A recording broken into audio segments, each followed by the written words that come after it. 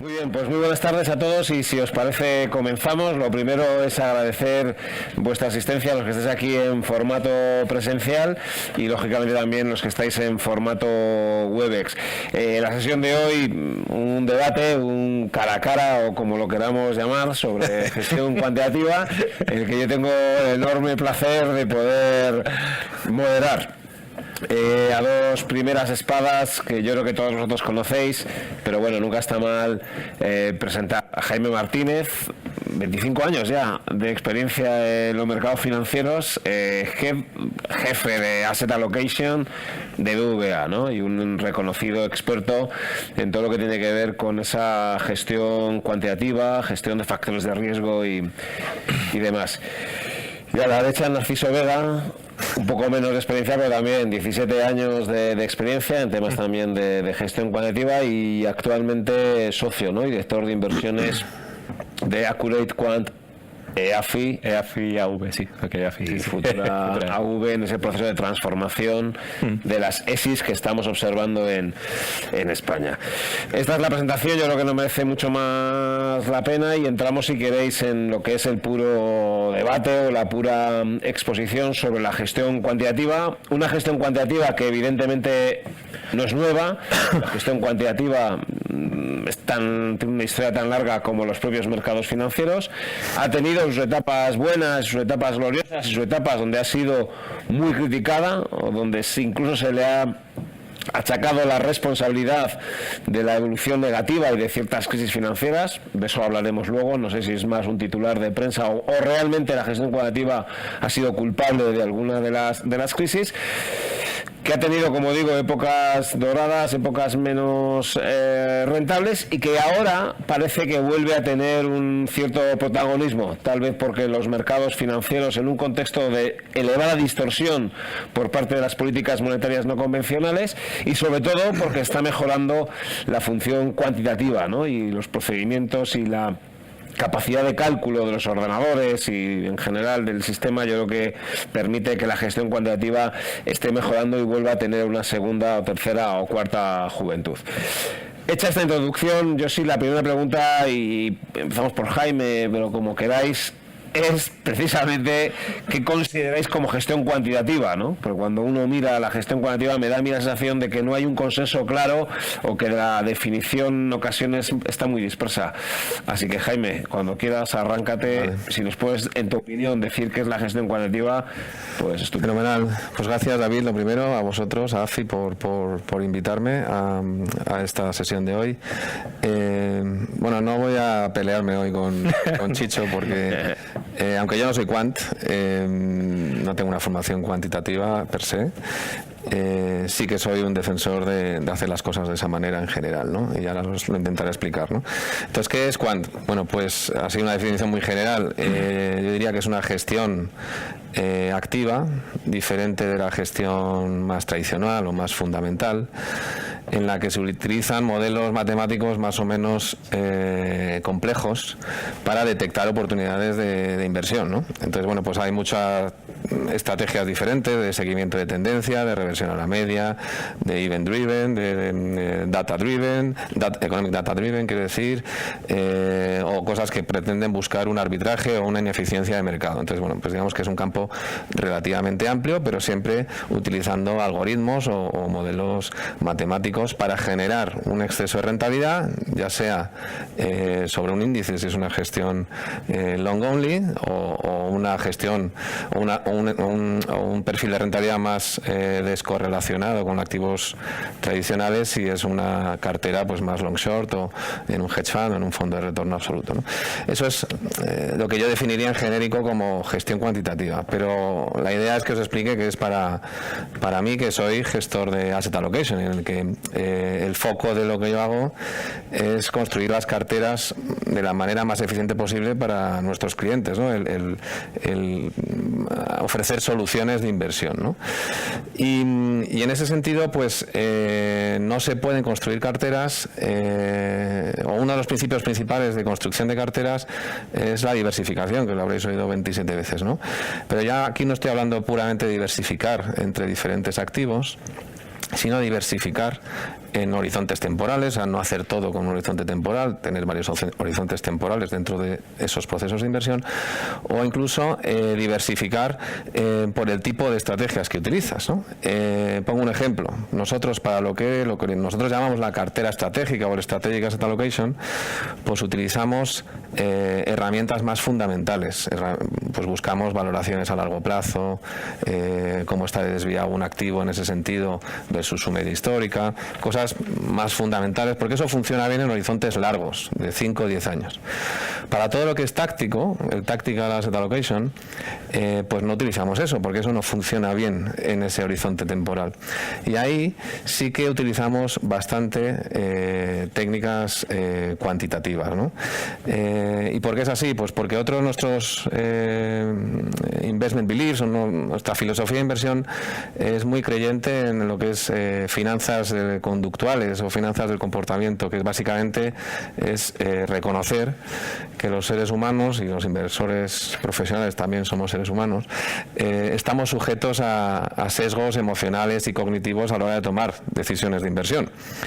Y la idea es intentar no caer en esas trampas conductuales, en esas trampas emocionales, y nosotros hemos encontrado que la mejor manera de intentar evitarlas es tener disciplina, objetivar la toma de decisiones, y eso te lleva a tomar decisiones de manera sistemática y utilizar modelos basados en reglas para esas tomas de decisiones, intentando aislar ese factor humano, emocional, que no ayuda a tomar buenas decisiones de inversión. Y eso es lo que yo llamo cuantitativo en nuestro proceso de inversión, es todo lo que hacemos de una manera sistemática, ¿no? ¿Cómo de importante es esto en todo lo que hacemos? Pues es bastante relevante. Realmente casi todo lo que hacemos táctico es sistemático, con lo cual en términos de presupuesto de riesgo yo diría que 2/3 al menos de las decisiones que tomamos en las carteras se hacen de esa manera, ¿no? Y por lo tanto, para mí, sin ser un quant, sí que creo que la manera de tomar decisiones sistemática, basada en reglas y ordenada y objetivada, pues es lo que hay que hacer en general para tomar ese tipo de decisiones. Correcto. Yo me quedo con esa frase. Todo lo que es táctico es sistemático, es cuantitativo, ¿no? Casi todo. Casi todo, la mayoría. Casi todo, y es donde puede aportar para intentar eliminar esos sesgos humanos, esos sesgos cognitivos, esos elementos que en muchas ocasiones llevan a tomar malas decisiones de inversión, ¿no? Eso es. Narciso, me toca. Te toca. Que, bueno, lo mismo, muchas gracias por la invitación. A ver, yo añadiría lo que ha dicho él, que básicamente en cuantitativo habría que distinguir en dos tipos, ¿no? Uno es que utilizamos técnicas cuantitativas utilizando ratios de cualquier tipo, de EBITDA, de balance o macro y tal, y sobre eso, con esa información, luego se toma una decisión, digamos, discrecional, basada, discrecional, pero con un apoyo muy importante en la parte cuantitativa, pero al final, la decisión final de lo hago, o a lo mejor el sistema te dice comprar, y el gestor, basado en ese estudio, dice, bueno, pues compro y el porcentaje lo decido yo de exposición, ¿no? O luego está lo que es 100% automatizado, en el que ya no hay ninguna descripción, que lo digo porque en quant también muchas veces hay productos que son quant, o el otro día estuve con un CTA quant, que lo que hacían era calendar spreads entre commodities, y hacían mucho estudio cuantitativo, pero la decisión final la tomaban a nivel discrecional, ¿vale? Porque decían que tenía experiencia de mercado en función de la liquidez y tal.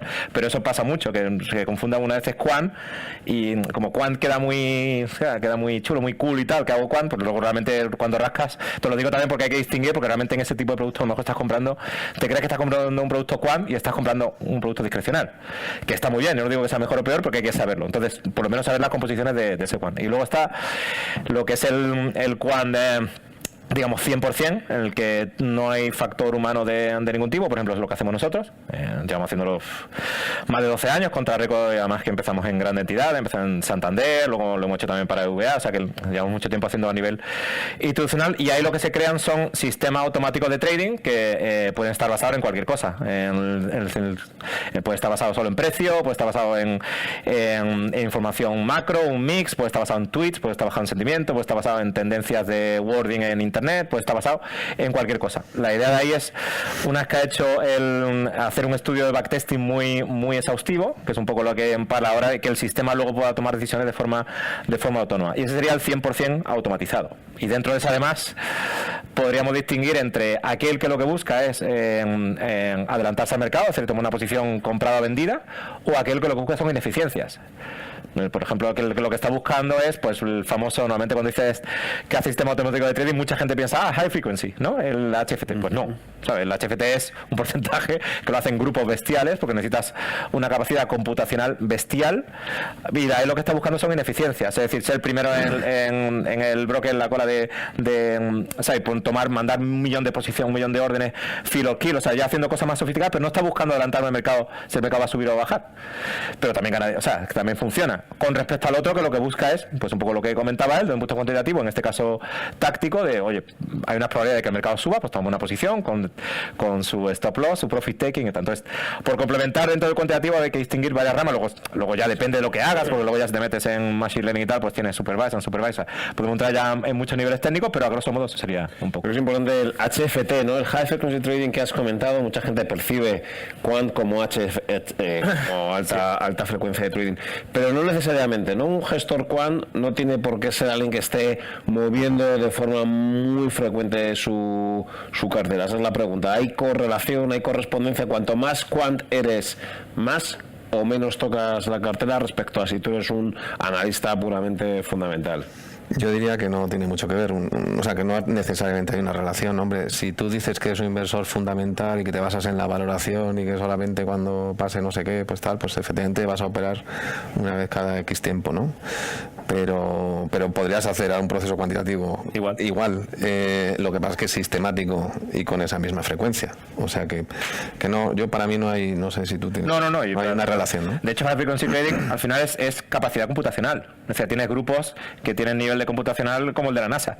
Y incluso además lo que hacen es que se ponen lo más pegado para que haya la menor latencia, paré con el exchange, para que la orden que mandan vaya antes que otra. Eso es lo que es el HFT, que la gente confunde, porque tampoco hay mucha cultura, sobre todo en España, de ese tipo de cosas, y cuando dice trading algorítmico, pues todo el mundo piensa en eso. No, o sea, eso opera tropecientas mil veces al día y busca una cosa que busca en eficiencia.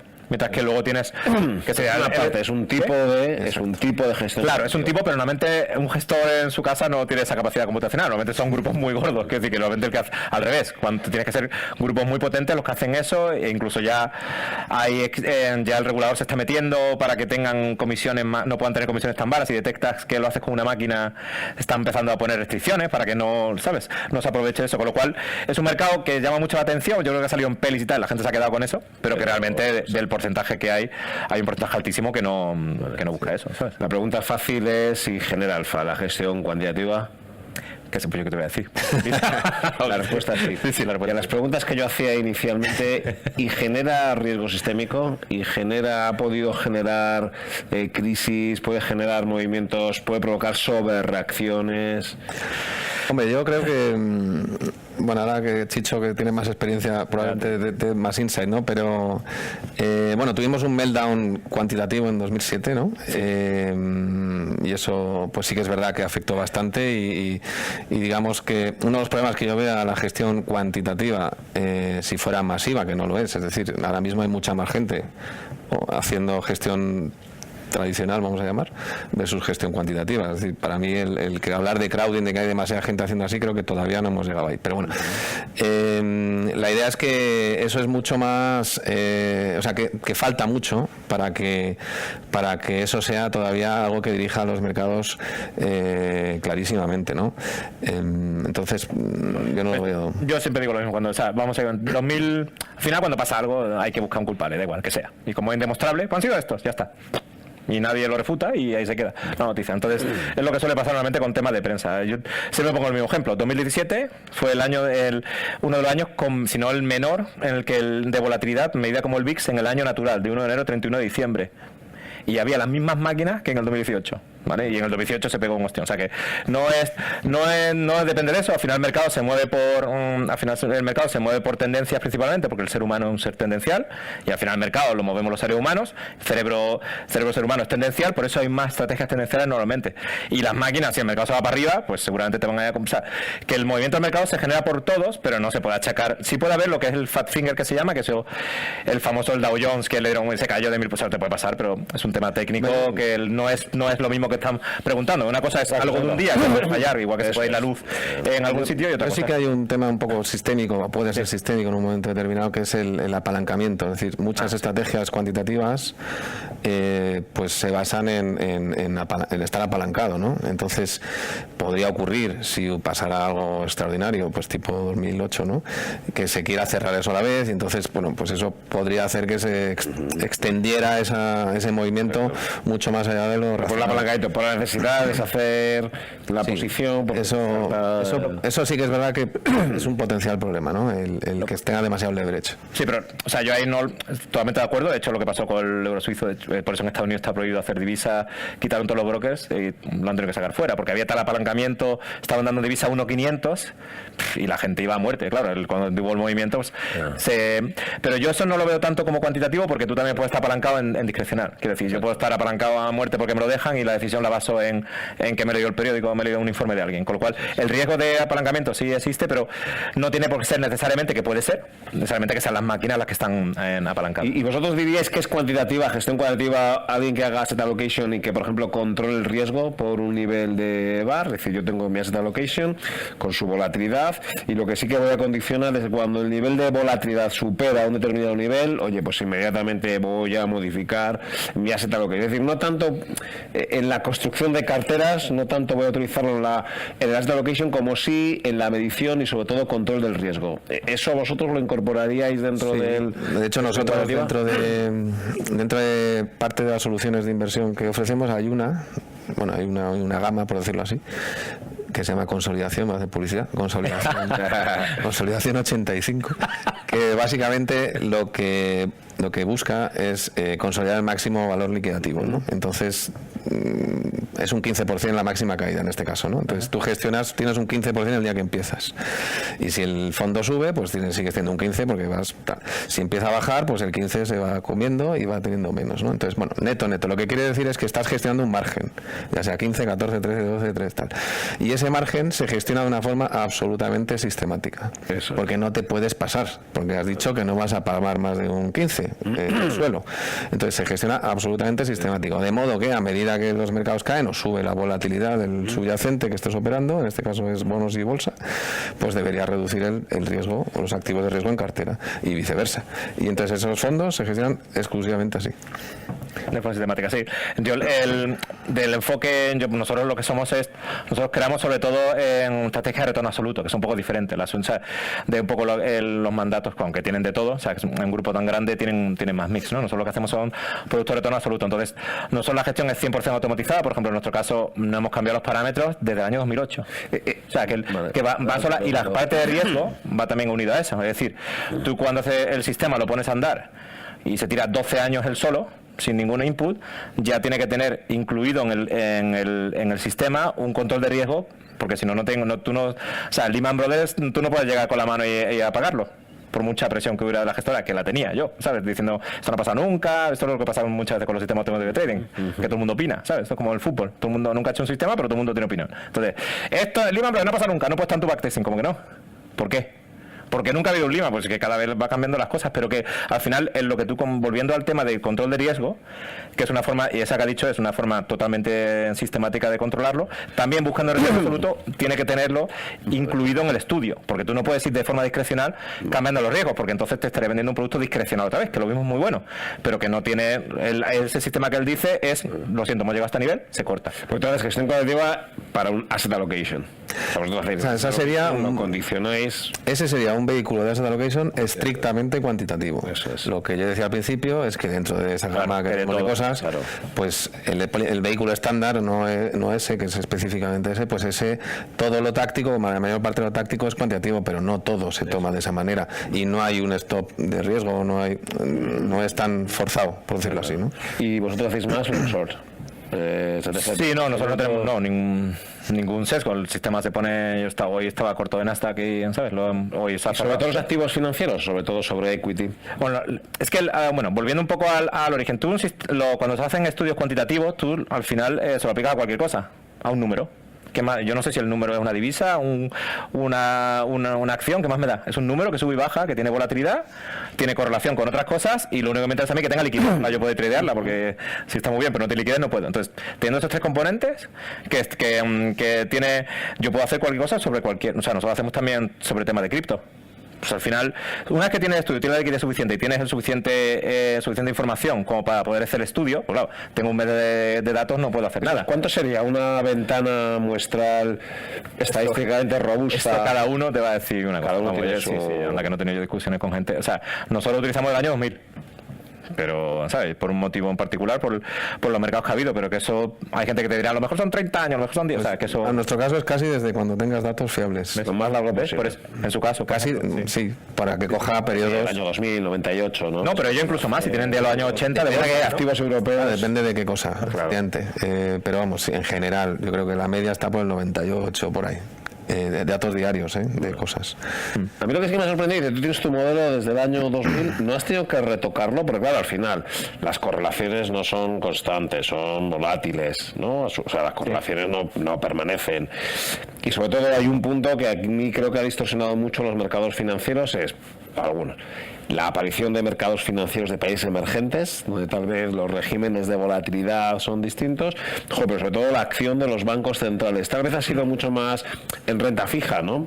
Sí. Pero no está muy distorsionado el mercado de renta fija como para que su evolución histórica no sea una buena proxy de su evolución futura y por lo tanto los modelos haya que retocarlos. Bueno, yo es que ahí yo te puedo hablar de nuestro caso, porque esto al final esto es como aprender, tú sabes pintar, pues pintar lo que quieras, cubista, figurista, y nadie te puede decir que está mal. O sea, tú lo haces el formato que tú quieras. Entonces, yo te digo cómo lo hacemos nosotros. Para nosotros, un sistema de machine learning tiene que aprender solo.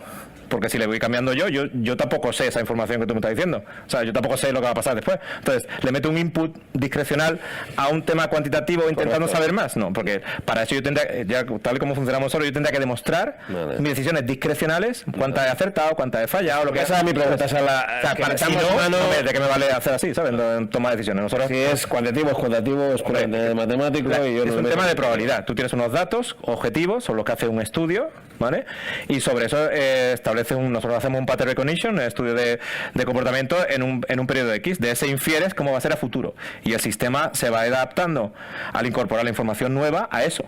¿Vale? Entonces, luego funcionará o no funcionará mejor o peor, pero es algo objetivo. Claro, porque ¿qué pasa? ¿Qué suele pasar? Y esto insisto en mi experiencia. Que normalmente cuando rebalanceas, que eso es curioso en tema de psicotrading, pero también la gente te pide que rebalancees. O sea, como se da por sentado que rebalancear es bueno, por algún motivo desconocido para mí, pero siempre se da por sentado. ¿Y no rebalanceas? No. Porque cuando rebalanceas, ¿qué haces? Habrá gente que no, pero la inmensa mayoría de la gente que hace rebalanceo da más peso a aquello que mejor ha ido y menos a aquello que peor ha ido. Eso es rebalancear, en la mayor parte de los casos. Entonces, ¿qué pasa? Tienes un producto tendencial siempre que sube con un peso creciente y cae con el máximo. Ahora no se ve porque lleva 9 años que, ¿sabes? Compre lo que compre, va todo como un tiro. Pero cuando se dan la vuelta a las cosas, tú habrás hecho acumulando aquello que mejor ha ido y luego, ¿me entiendes? O sea, que yo no digo que sea mejor o peor, simplemente que nosotros no hacemos eso porque yo lo que estoy buscando es crear un producto descorrelacionado al mercado, que gane dinero en cualquier entorno. Entonces, para eso utilizo este tipo de técnicas. Si buscara batir al mercado o estar con el mercado y tal, pues entonces ya puedes utilizar técnicas como las que tú dices, ¿vale? Pero que el rebalanceo no es obvio, no tiene por qué ser así, ¿vale? En nuestro caso, claro, no estamos utilizando Machine Learning, que tiene todo el sentido lo que dice Chicho, que la máquina, por decirlo así, aprenda sola, ¿no? Eso introduce un debate que, por cierto, que es interesante, que es que a Chicho probablemente le da igual, pero a nosotros no nos da igual en vehículos de asset allocation, que esto es un negocio de personas. Al final tenemos clientes detrás, tú también, pero que en un vehículo de asset allocation tiene que haber una narrativa.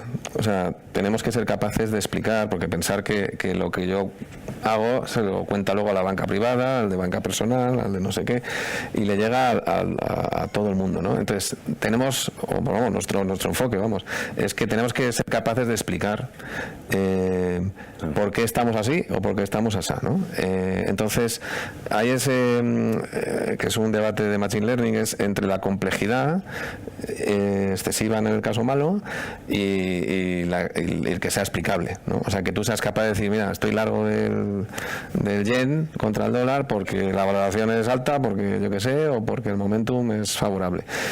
Entonces nosotros necesitamos explicar eso, ¿no? Y cuando entras en esa discusión, pues sí que es verdad que se da el empezar a decir, oye, pero es que lo que decías tú, oye, pero es que ahora los bancos centrales son más importantes que en el año 98. Y si no tienes un proceso de Machine Learning para eso y que sea capaz de hacerlo, pues sí que tienes que tomar esa decisión discrecional de decir, bueno, pues le voy a dar más importancia, voy a buscar más señales de Banco Central versus lo que tenía hace 5 años. Entonces nosotros sí que eso tenemos, revisamos con cierta periodicidad todas estas señales que generamos, ¿no? La idea no es estar cambiando cada 2x3 porque entonces caerías en lo contrario, que es lo vas adaptando a lo que ha pasado recientemente y sabes que eso no va a ser lo que va a pasar en el futuro con toda seguridad, ¿no? Entonces tiene que ser cosas, hombre, muy relevantes, ¿no? Pero sí, nosotros lo hacemos así. También es verdad que ahora vamos a empezar a introducir Machine Learning en lo que hacemos, ¿no? Entonces, en esa parte que hagamos con Machine Learning, tenderemos a, cuando estemos cómodos, ¿no? Y sepamos bien cómo va, pues ya no tocaremos mucho, porque para eso aprende solo, ¿no? Pero es que hay varios tipos de, depende del tipo de cliente al que vayas. O sea, si hay cliente que al que no le puedes venir con un producto tan sofisticado como dice él, ¿sabes? Hay clientes que te buscan ganar retorno absoluto en cualquier entorno, hay clientes que lo que quieren estar como el mercado, o sea, que al final puedes utilizar, depende del tipo de cliente que tengas, tienes productos diferentes. En el caso del suyo, que tienen tropecientos mil clientes de todo tipo, claro, tienen todo tipo de productos, ¿no? En nuestro caso, que intentamos ser un poco más centrados en el tema de hedge fund de retorno absoluto, pues lo centra más, pero tú puedes utilizar, por ejemplo, para el value, pues lo que hay en España, pues value, ¿no? Fondo value, lo que hay. Pues para fondo value, pues, ¿verdad? Entonces, para fondo value, tú puedes utilizar técnicas cuantitativas también y se terminará ahí. O sea, el value, aparte de que tú vayas a ver al gestor y lo conozcas y te tomes un café con él y veas que el tío está, ¿sabes? Que no está loco. ¿Una historia? ¿Qué? Claro, exacto, y no sé qué, y veas que es la parte cualitativa, que es obviamente, pues no me veo una máquina de mucho tiempo haciendo eso, ¿no? Pero que todo lo demás, información, cada vez más va hacia cuantitativo. También selección de fondos, pues igual.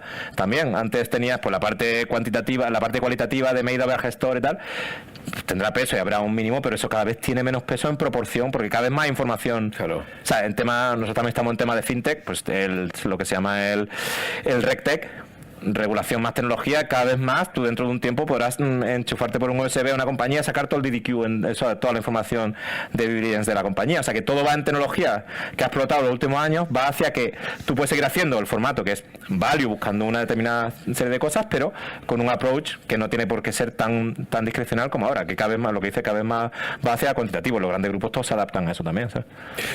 Eso me ha dado, perdona que te no, vosotros vale. Voy hilando, ¿no? Claro que sí. Pero bueno, lo que acaba de decir Chicho del value me da pie a comentarlo de inversión factorial, ¿no? Y de la pregunta de el factoring. Me alegra que la dejo hacer.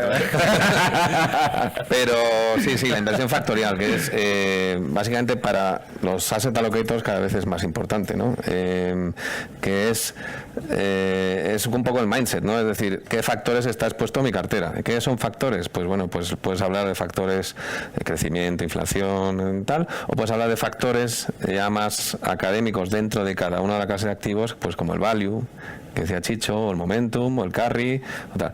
Entonces, sí que es súper interesante saber a qué factores de riesgo está expuesto tu cartera. Y, por ejemplo, cuando contratas un manager externo, porque nosotros utilizamos gestión activa, gestión pasiva, en fin, pero si voy a analizar un manager externo al que le vamos a dar dinero para que nos gestione renta variable europea, por poner un ejemplo, pues es súper relevante saber qué exposición factorial me está dando ese manager. Y si lo que detecto es que es un manager que me da exposición a value, por decirlo así, pero no me mejora el value que podría hacer yo de manera pasiva o sistemática, que es, pues, por simplificarlo, cojo el universo de inversión, cojo el primer quintil de compañías más baratas en base a la métrica del PER, por simplificarlo todavía más, y me pongo largo de esas y hago un overweight. Esa sería una gestión de value sistemática y que se puede hacer perfectamente, y a día de hoy hay ETFs de eso, vamos, a casco porro.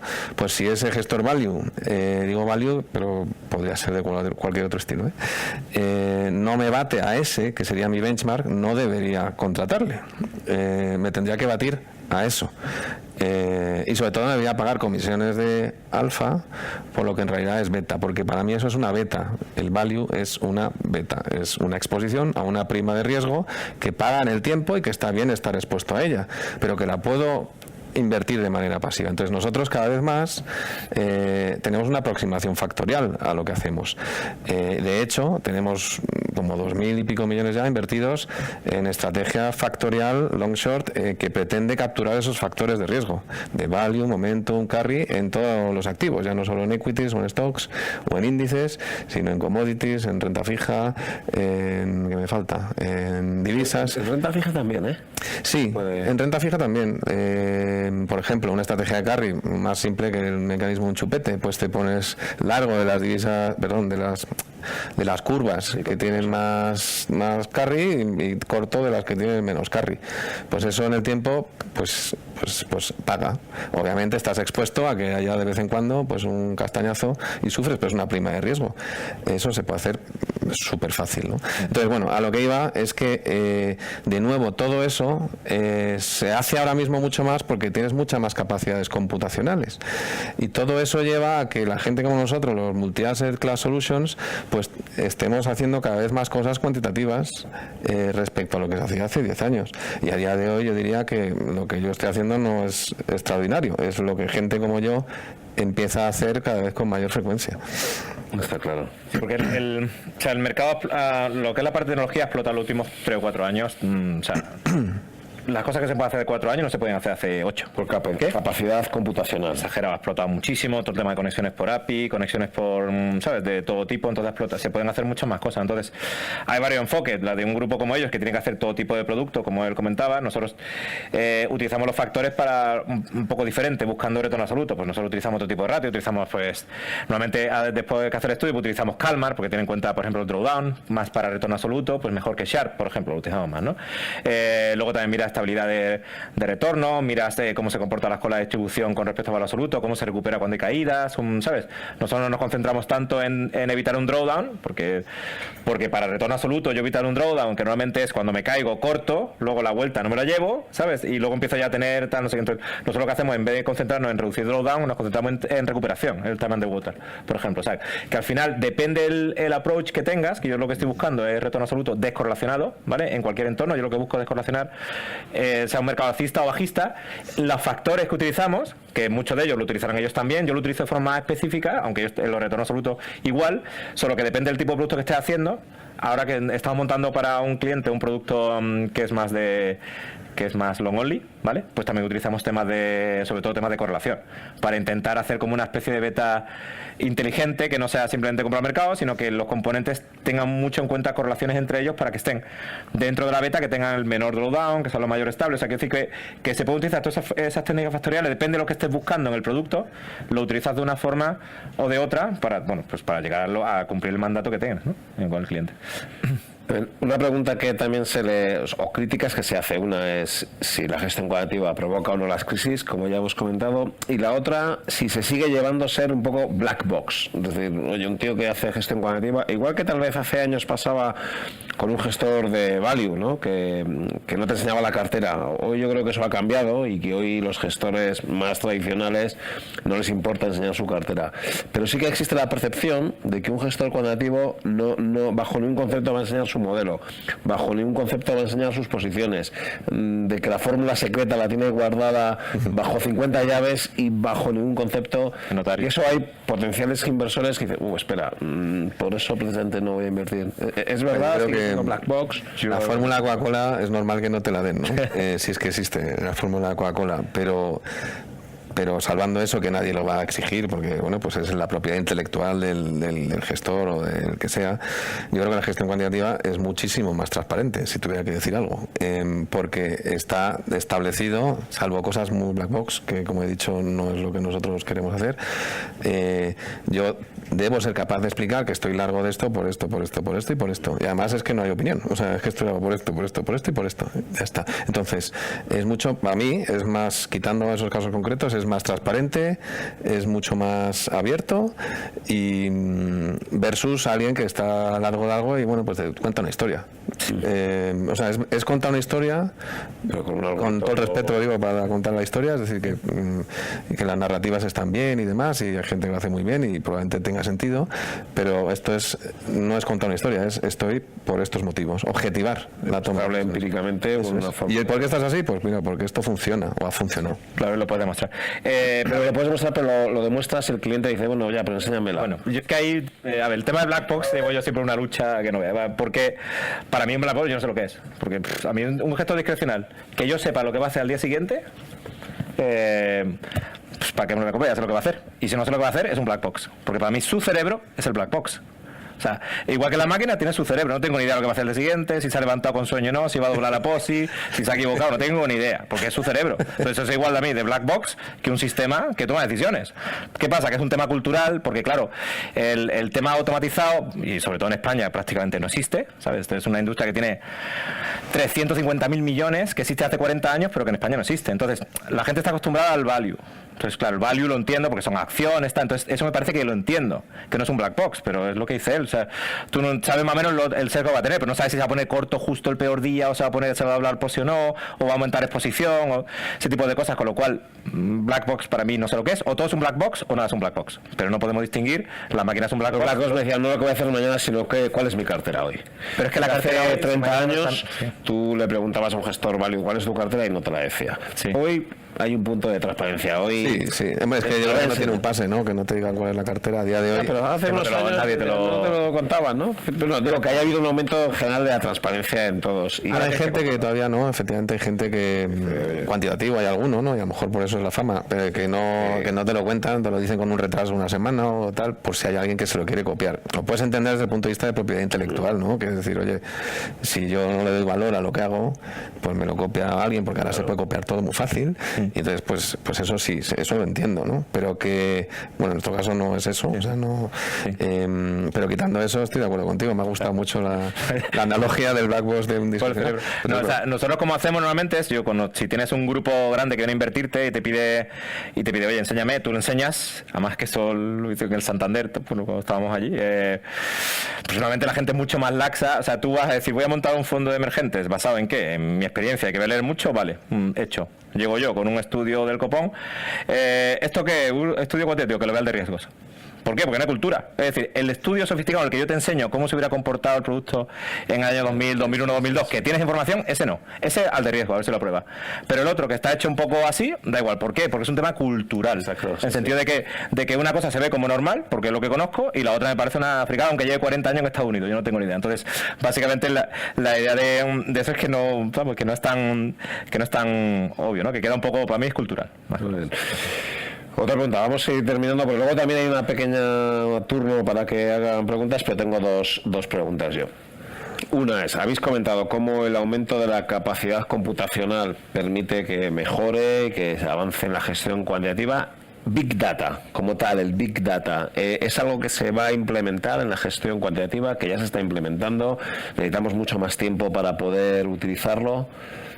Bueno, Big Data al final es lo que he dicho, como ha explotado digamos a nivel de tecnología en los últimos años, ahora puedes recopilar información que antes no tenías, pero al final es lo mismo de siempre. O sea, la tecnología lo que hace es, al final, como siempre digo, si tú tienes una idea buena, ganas dinero con un abaco, vamos, en Excel, da igual, ¿sabes? Lo importante es la idea de fondo. Otra cosa es que la tecnología, que no gana ni un un duro. La tecnología lo que te permite es optimizar, eficientar, hacer estudios, ser más eficiente a la hora de ejecución, pero si la idea es mala, te la pegas igual, vamos, con Machine Learning, lo que tú quieras, ¿sabes? Entonces no es tanto... Entonces el Big Data al final es que te permite recoger muchísima información para luego tomar decisiones de inversión, pero yo creo que todavía el Big Data se utiliza más en economía real. Es que la gente cuando habla de Machine Learning confunde mucho la de la economía real, que es un reconocimiento de una cara, que es un circuito cerrado reactivo, con la de mercados financieros, que es predictivo, no tiene nada que ver. Entonces el Big Data normalmente se habla mucho de él, pero aunque se utiliza también en mercados financieros, hay mucha más información en una empresa, ¿sabes? Que digamos que los datos que tienes de precio, que lo tenemos prácticamente todo, ¿no? Aunque luego, con lo cual sí se está utilizando, pero yo creo que se utiliza todavía más en economía real. Sí, no, al final la historia es que tienes que tratar más datos, ¿no? Entonces pero lo puede hacer un gestor fundamental, o sea, un gestor, correcto. O sea, que esto no es de cuantitativo o no cuantitativo, o sea, el gestor fundamental, de hecho, si no lo empieza a hacer ya, creo que se está perdiendo algo. Es decir, debería utilizar técnicas de Big Data o fuentes de Big Data para ayudarle a tomar sus decisiones discrecionales de si le gusta esta compañía o le gusta este área o le gusta este mercado. O sea, eso es impepinable. De hecho, por eso creo que lo cuantitativo es imparable, porque incluso el que no es cuantitativo necesita de lo cuantitativo, y me lleva a la reflexión también, que por lo menos en nuestra experiencia, y esto es importante ya que estamos aquí en un sitio de estudiar, es que los perfiles que estamos demandando las gestoras, yo por lo menos, yo ya no ficho a nadie que no tenga capacidad de tratar datos. Gestores hablo, ahí no digo de riesgos o de cosas así. Entonces el perfil del gestor que buscamos, o yo busco, es alguien que tenga una capacidad enorme de gestionar datos. El Python ha sustituido al Excel o lo está sustituyendo, es decir, sí, ya cualquiera que gestione muchos datos, Excel no le vale. Entonces está todo el mundo con Python. Los gestores de nuestro equipo, pues hay varios que ya lo dominan. En fin, es que es otra cosa. Y a nivel de grupo, ya por hablar ya no de asset management, sino de mi banco, que bueno, que nos pretendemos caracterizar por ser un banco más digital que el resto, ¿no? Pues es que no me acuerdo la cifra cuánto era, pero me dijeron que había 6.000 personas tratando datos a día de hoy. Solamente Data Analytics, de hecho hay una unidad que se llama Data Analytics, pero eso es lo que decía Chicho, eso ya es pues datos de las tarjetas de crédito, de si has comprado en esta tienda, en otra, en este barrio, no sé qué. Del cliente. Eso. Pero bueno, todo eso aplicado a lo que es nuestro, a lo del mundo de inversiones, lo que te demuestra es que el gap entre lo fundamental y lo cuantitativo tiende a desaparecer, porque es que aunque no seas quant, te interesa lo quant. Sí. Y tú puedes hacer un backtesting, con datos fundamentales ¿sabes? De cómo hubiera actuado esto según lo que ha salido del PIB y no sé cuánto del año 2000. O sea, puedes aplicar eso mismo, aunque tu decisión sea discrecional o no, hacer un backtesting de cómo hubiera sido tu decisión en cada momento. Yo, simplemente por añadir un poco lo que faltaba, o sea, de hacia dónde vamos, que es un poco lo que te estaba contando a ti antes, hacia dónde va la industria, es un poco que ahí además yo creo que los grupos grandes van a adaptarse, como van a tener que adaptarse, que es lo que te permite la tecnología, por ejemplo, que es hacia el B2C, lo que es el business to client, es decir, tú ya te puedes hacer directamente, montar estructuras y directamente contra el cliente, sin intermediario. Es decir, en nuestro caso, por ejemplo, un cliente se puede abrir una cuenta con nosotros directamente en la web, pasando un test de unidad de conveniencia igual que una entidad regulada, y lo que se hace es que el cliente lo tiene en una cuenta propia, a su nombre, con todo en tiempo real. Pues eso es hacia donde va, en mi opinión, ¿vale? Que eso los grupos grandes tienen la tecnología y se adaptarán cuando llegue el momento también, pero el mundo va hacia ahí, el mundo va hacia algo más customizado, igual que está todo customizado en la economía real, que ahora pagas el parking, ¿sabes? Lo pagas todo por app, no sé cuánto y tal.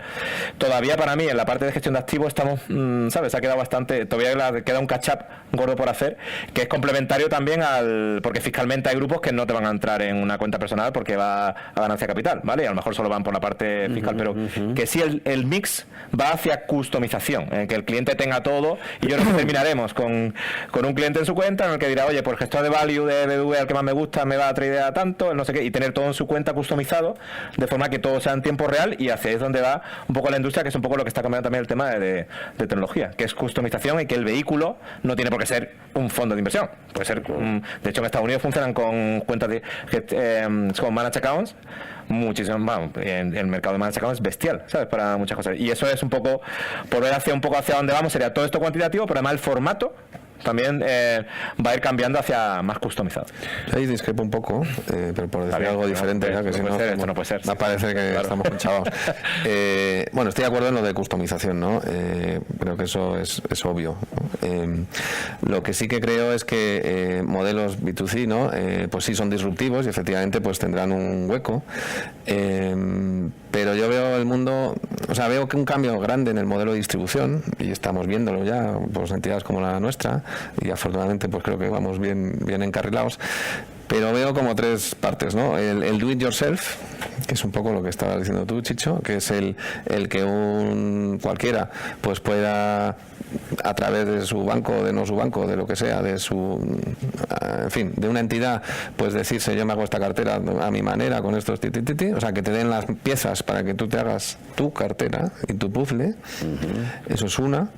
Luego está el asesoramiento, que es bueno, entre medias está yo le delego, le doy a este señor que me lo haga él y que me fío de él, digamos, firmamos un contrato, le pago unas fees y él se encarga de hacérmelo. Eso es lo que en los bancos estamos ahora mismo poniendo muchísimo foco, obviamente, porque mantenemos ahí unas comisiones relevantes, y bueno, y porque pensamos que lo hacemos mejor que el que se lo haga él solo. Eso, para empezar, desde una perspectiva de cliente, yo estoy absolutamente convencido.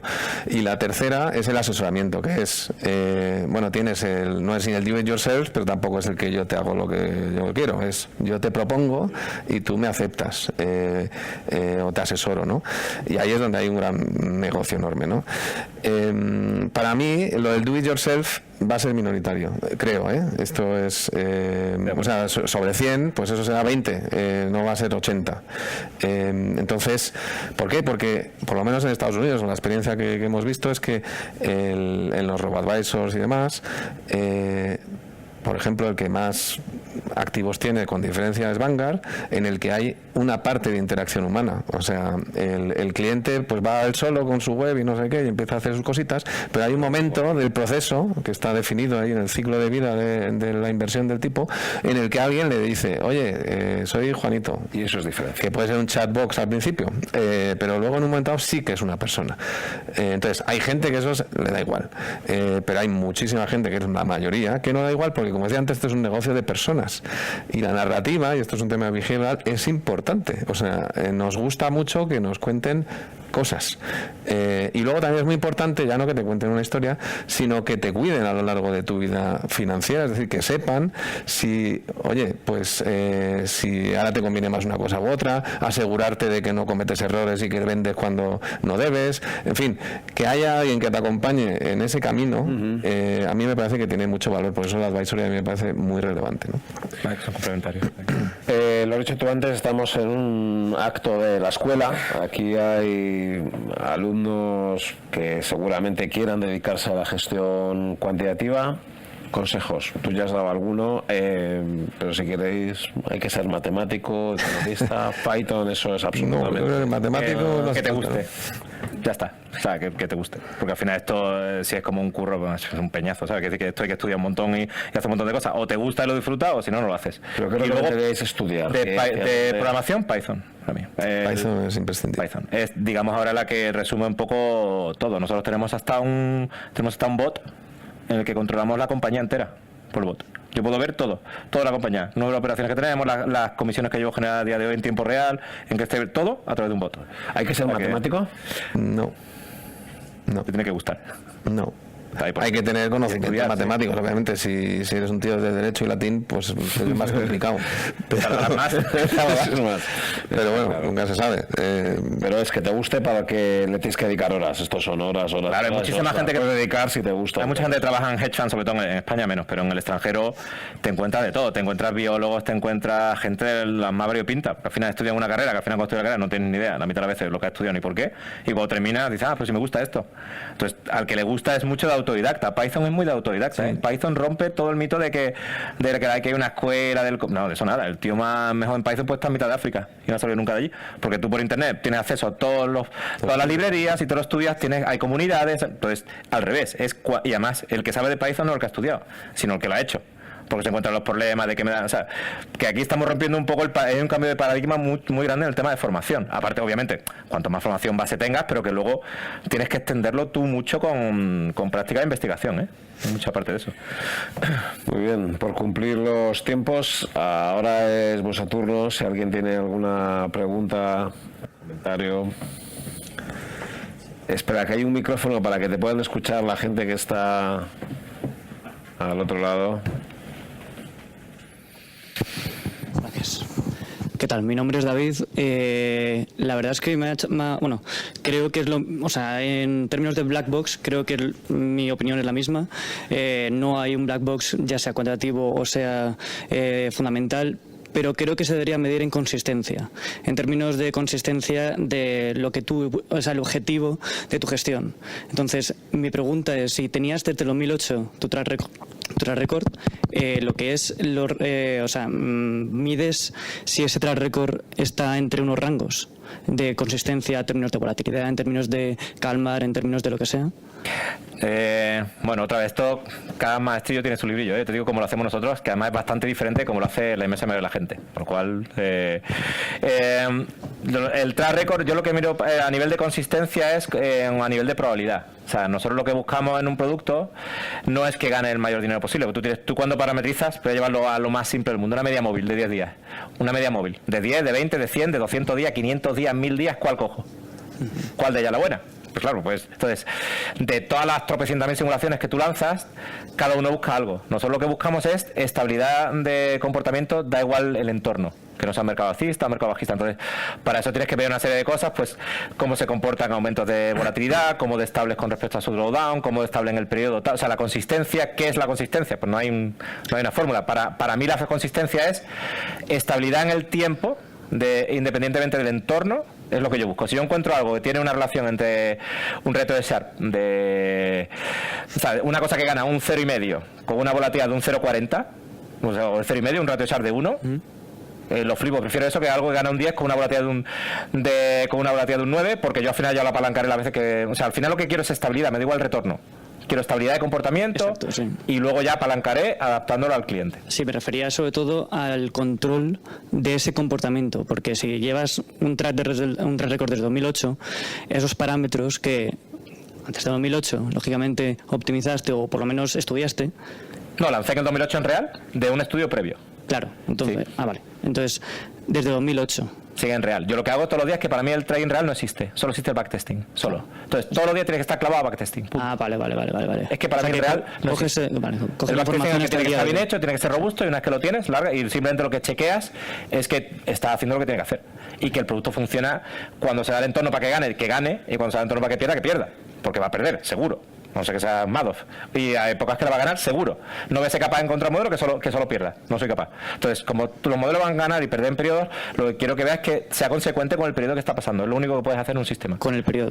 Con el periodo. Si es un sistema que le viene mal al modelo, tendrá que perder. Pero no tengo que cambiar el sistema, porque es que es la época en la que tiene que perder. Y lo mismo en el otro lado. O sea, la idea es que sea consistente en eso. Que sea consistente en diferentes periodos, diferentes modos de mercado. Perdón. En lo que le venga bien, cuando le venga bien al modelo que gane, o sea, es una media móvil en una tendencia tiene que ganar dinero. Sí, claro. Punto. Y si no lo ganas, que está mal hecha. Claro, que sea coherente. Que sea coherente con el entorno, para lo que tiene que hacer. A eso me refiero. Vale, gracias. Chisco. Hay un riesgo de... Espera, es que si no te oyen los que están en Webex. Hola. La pregunta es si hay un riesgo a medio plazo de black box, no solo para los clientes, sino para el propio gestor. Y me explico, si ahora un modelo de renta fija emergente, has podido analizar variables de dónde están los tipos en Estados Unidos, dónde está el dólar, digamos un modelo más o menos sencillo. Pero si vas incorporando machine learning y deep learning, puede que vayas incorporando variables al modelo, que llegue un momento donde ya no te sabes explicar por qué el modelo te está diciendo que entres o que salgas. ¿Pensáis que eso es un riesgo a medio plazo? ¿Y cómo casa eso con el relato y con contarle y con un poco el deber fiduciario que tú tienes con el cliente de explicarle por qué toma las decisiones? Bueno, pues en mi caso pues lo has explicado perfectamente. Nosotros no llegaríamos a ese punto, o sea, lo pararíamos antes, porque para mí es esencial el relato, porque por lo que hacemos nosotros, ¿no? Y porque también me resulta muchísimo más cómodo de gestionar de esa manera. Entonces, si introducimos Machine Learning, pues es el trade-off ese que decía entre complejidad y explicabilidad, si quieres. Para mí la explicabilidad en lo que nosotros hacemos es esencial. Entonces, en el momento en el que eso no fuera explicable, no se puede ejecutar. Otra cosa es que nosotros tenemos muchísimos procesos diferentes. Podemos tener uno para renta fija emergente, otro para el dólar no sé qué, otro para la duración en dólares, otro para la bolsa europea. Podría ser que alguno de esos procesos sí que fuera poco explicable, pero que tuviera poco impacto. Es decir, que ese fuera pues una cosa que he hecho ahí en una carterita, un trocito para una finalidad determinada. Bueno, ese no lo tengo que explicar, porque ese no es lo gordo, no sé si me explico.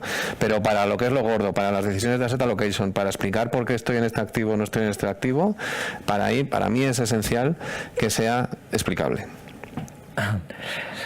Bueno, yo del punto de vista del sistema automático de trading automatizado, es decir, 100%, ¿qué suele pasar? Que la gente se pone a hacer modelos y no acabas nunca. Pero claro, el modelo siempre alguna vez se cae.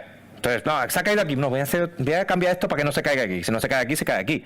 Si no se cae aquí, se cae aquí. O sea, en algún momento se va a caer todo el rato. Entonces, ¿qué pasa? Cuando la gente cuando empieza a añadir más factores, los factores muchas veces no aportan, o hace que no acabes nunca. Tú puedes tirarte 10 años y nunca has terminado el modelo. Yo conozco gente que empezó conmigo a hacer modelo y todavía no ha terminado. Porque claro, nunca va a ser una línea recta. Entonces, hay un epsilon que tienes que aceptar que va a existir siempre. Y tú lo que tienes que intentar, en mi opinión, es encontrar aquellos factores que cuanto más sencillo y más resuman, mejor. Y lo que ha dicho es lo otro, que sean un poco como un approach core satellite en lo que vas metiendo cositas. Pero si empiezas a meter factores, primero es porque los metes, porque los otros no están funcionando. Luego, a lo mejor lo otro es lo que hay que mirar para que el core sea más robusto. Porque si empiezas a meter al final un montón de cosas, terminas con cosas que no terminas explicando y ya no tienes control de lo que tú dices. Te pasaría eso, ¿vale? O sea que estoy de acuerdo, intentar evitar eso es lo difícil, ¿no?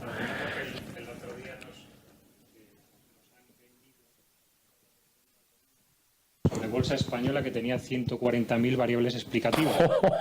140.000.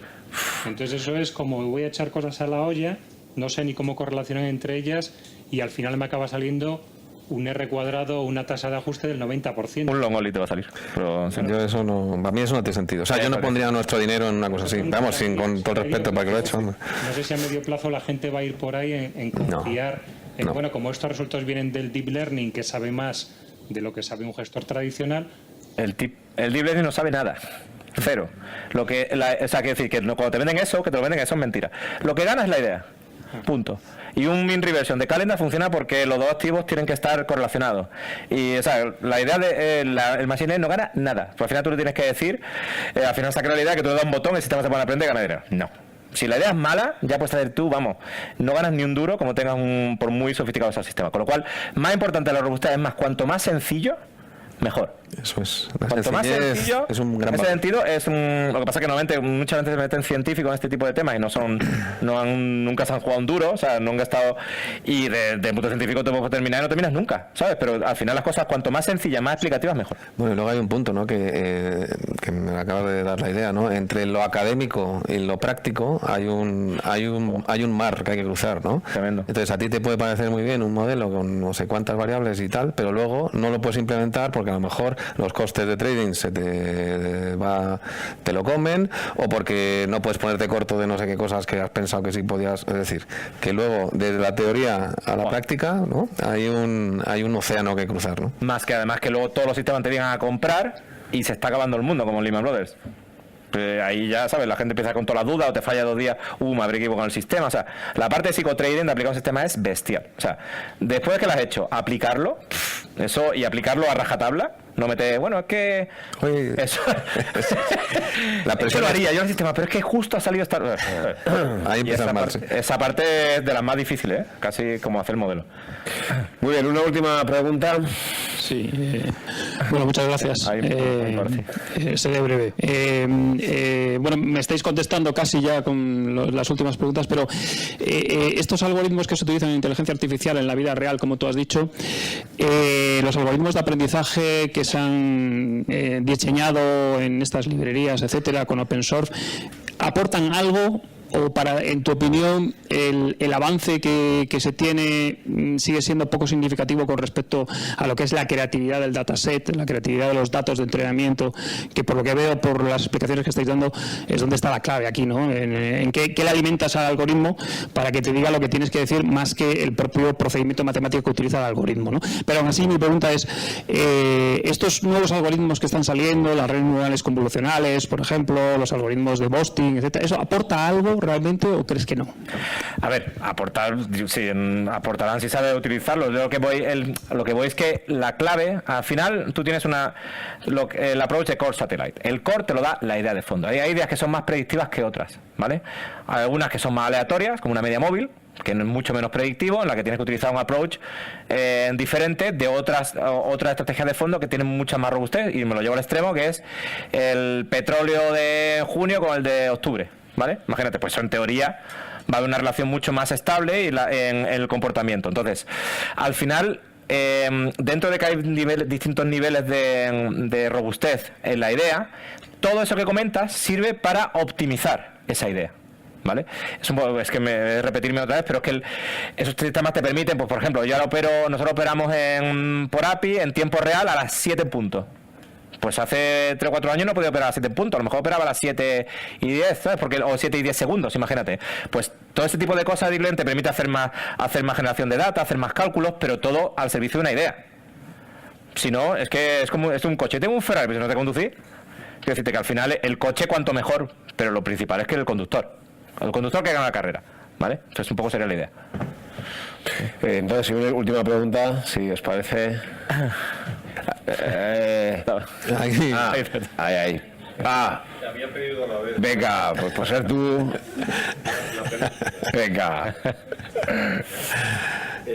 Yo lo que quería preguntaros es, estáis hablando de algoritmos, estáis hablando de collocation en cercanía de las bolsas, pero yo, por ejemplo, en estos últimos tiempos estoy viviendo un nuevo enfoque, que es el contraalgoritmo.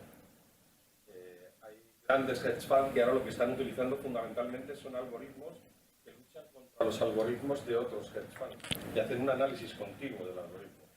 Yo he estado recientemente en un hedge fund en Londres donde había 2 traders de mercado y había 40 técnicos, físicos, nucleares y astrofísicos analizando continuamente lo que estaba pasando en los mercados, pero desde el punto de vista de qué algoritmo, qué contraalgoritmo podían utilizar. Y luego, con respecto al collocation, tú dices que es muy caro, no es tan caro. Lo que pasa es que lo tienes que tener en muchos sitios y al final tiene que venir a un hub central o un ordenador central. Entonces, si tú mandas una orden a Frankfurt, pero la toma de decisión para revertir hacia otro mercado te tiene que volver a Madrid, de Madrid a Milán, evidentemente ahí estás perdido. Yo creo que el collocation es sobre todo orientado a los creadores de mercado, que son los que precisamente están reorientando esa actividad y tratando de ganar dinero al movimiento y al flujo. También es cierto que ahora mismo Ámsterdam se ha colocado como la ciudad post-Brexit de Europa, y es por estar en medio de Londres y de Frankfurt, no por temas fiscales ni nada por el estilo. Todos los grandes hubs tecnológicos y las grandes plataformas se están situando en Ámsterdam, ¿no? Es decir, es cierto que la tecnología, la velocidad es fundamental, pero hay distintos trozos de mercado. Por un lado los creadores de mercado y por otro lado los que toman decisiones. Y lo más importante es la tendencia. ¿Cómo se puede luchar, al fin y al cabo, con todo este periplo, cómo se puede luchar contra un contraalgoritmo? Es que para mí un contraalgoritmo no es más que un algoritmo. Que toma una decisión en base a algo. A mí me da igual, yo tengo un algoritmo y me da igual detrás que tome una decisión basada en el tiempo o en lo otro algoritmo. Al final tiene una serie de datos X que analiza y sobre eso toma una decisión. Entonces, que sean basándose en lo que ha hecho el algoritmo o que vaya en contra, o sea, para mí no tiene diferencia con un algoritmo normal. Habrá uno que busque una cosa y otro que busque otra. Porque yo lo que veo al final es un análisis de datos y esos datos en este caso vienen de otro algoritmo, ¿vale? Pues como si hubieran venido de la bolsa, eso para mí, ¿vale? A nivel personal. O sea, que por eso digo que no hay mucho que luchar. Al final tienes que encontrar un algoritmo que sea consistente, que sea estable, que sea robusto y que lo puedas implementar. Que no te mate las comisiones, que no te mate la velocidad de conexión, que sabes que no te falle todo. Y obviamente lo que quería decir al principio con el HFT es que no es barato. Es decir, uno en su casa no se monta una esta de high frequency trading, porque no es caro a nivel a lo mejor comparado con otras cosas, pero si necesitas un grupo detrás y cierto músculo financiero. Es decir, que igual que tú pasas de copy trading y te pones una plataforma de copy trading, cuelgas tu estrategia, cualquiera te copia de 100 euros al mes, que eso lo puede hacer cualquiera, un HFT necesita mucha más, aunque no es caro en nivel de imposible, pero que lo que quiere reflejar es que no lo puede hacer alguien a nivel individual. El UREX entre el sistema de alquiler de la... no te va más allá de... Sí, claro, no, una entidad financiera no, yo me refería a un individual, ¿eh? O sea, estoy de acuerdo contigo.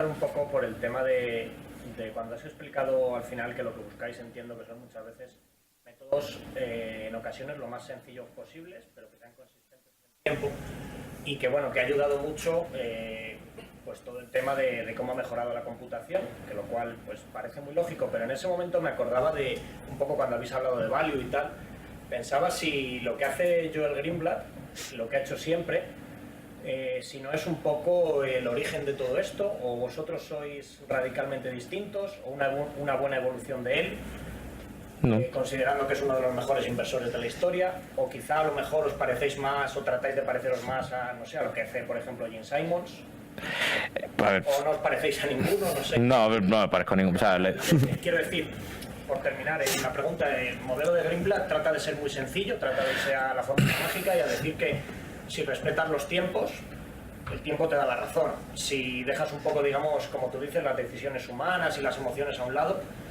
y sigues simplemente la fórmula mágica, el tiempo te da la razón, ¿no? Y todo, digamos, sale más o menos bien. Entonces no sé si no tiene nada que ver con lo vuestro o realmente sí.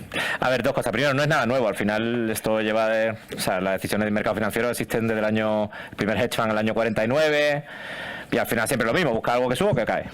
O sea, tan sencillo como eso, ahora aciértalo, pero que eso lo sube y baja. Entonces, ¿en qué lo bases? Cuanto más sencillo me parece aceptar. Nosotros no es nada innovador, siempre la tecnología te ha permitido hacer cosas que antes no podías hacer. Sacarte tropecientos mil datos que a lo mejor hace 15 años yo no podía analizar. Otra cosa es que yo gane dinero, eso no tiene nada que ver. Yo puedo estar analizando 10 años y no ganar ni un duro. O sea, pero que la tecnología te permite eso. Luego, en formato con respecto al value, pues por ejemplo, si cogemos Warren Buffett. Warren Buffett gana un 20 al año del año 65, más o menos, si no me equivoco, más o menos. Jim Simons gana un 40 del año 80. Y es mucho más conocido Warren Buffett que Jim Simons. Pero vamos. Sí, por lo que comentabas de lo cultural y de que se entiende mejor casi lo que hace Warren Buffett que lo que hace... Claro, pero eso en España. Sí. En Estados Unidos no es así, ¿sabes? Pero quiero decir que a nivel... Entonces, Jim Simons lo que busca, sobre todo, hace un poco de todo, pero busca ineficiencias que son temas computacionales. Con lo cual, no es nada nuevo. Al final es como un coche mejor. Pues el que era buen piloto en el año 50 lo es ahora, solo que el coche es mucho mejor. Pero la idea de fondo, nadie está inventando la pólvora. Cada uno tiene su forma de hacerle... Yo, por ejemplo, nosotros en nuestro caso, no nos parecemos a nadie, porque tenemos todo lo que hacemos es propietario, no seguimos a nadie, ningún libro de nadie, nada. O sea, ni la filosofía de nadie. Es que no me he leído un libro de alguien y hace lo menos que no limites ni nada de esto, pero que haya sido fuente de inspiración. Nada, porque cero, al final, cero. Como te decía Greenblatt, pienso que lo ha hecho cuando había mucha menos potencia. De cálculo, sí. ¿no? No, está claro. Entonces, sí, pero porque la idea de fondo que tendría sería robusta, pero a lo que voy es que yo no... Para mí, eso ya además, para mí lo importante es la formación. Si yo controlo todos los productos que hay, cómo funcionan todos, a partir de ahí ya es ponerme yo a pensar y a practicar. Entonces hemos tirado años y años haciendo todo tipo de productos, de todo lo que sí recomiendo es que todo tipo de productos, que haga de fractales, tendenciales, intraday, o sea, de todo, porque al final es como aprende, al final tú vas sacando con qué producto tú tienes, pero yo por ejemplo en mi caso no sigo a nadie en absoluto, porque ¿para qué? ¿Sabes? Que si al final utilizas tu cerebro en base a lo que has aprendido, ¿no? Pero sí, lo que es importante es que una formación muy buena, o sea, que muy exhaustiva, ¿sabes? Sí, vamos. En AFI. ¿Qué? En AFI. Por supuesto. Muy bien. Oye, pues excelente ronda de preguntas. Muchísimas gracias.